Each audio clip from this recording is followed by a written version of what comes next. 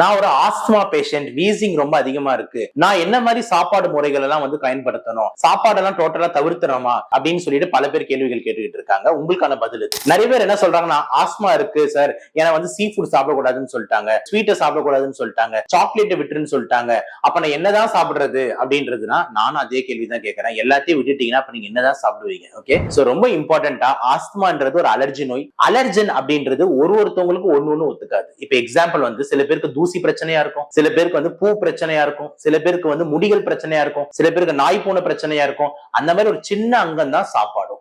அதனால asthma patience எதுவுமே இதை சாப்பிடாது அதை சாப்பிடாது அப்படின்னா நம்பாதீங்க. ஓகேங்களா? ரொம்ப இம்பார்ட்டன்டா ஸ்டாட்டிஸ்டிக்ஸ் என்ன சொல்லுதுன்னா, 100 பேர் இருக்காங்கன்னா 80ல இருந்து 90 பேர் மெயினா அலர்ஜி ஆகிறதுக்கான காரணம் தூசி. தூசி எங்க இருக்கு? சாப்பாடுலயா இருக்கு? இல்லையே, நம்மளோட காத்துல தான் இருக்கு. அப்ப காத்துல இருக்கிற தூசி தான் மெயின் ரீசனா இருக்கு, சாப்பாடோட ரீசன் ரொம்ப கம்மி. அதனால தயவு செஞ்சு இந்த ஆஸ்மா பேஷண்ட் சாப்பாடு எல்லாத்தையும் விட்டுட்டேன், இதை விட்டுட்டேன், அதை விட்டுட்டேன் அப்படின்னு பண்ணாம உங்களுக்கு பிடிச்சதை கரெக்டா சாப்பிடுங்க.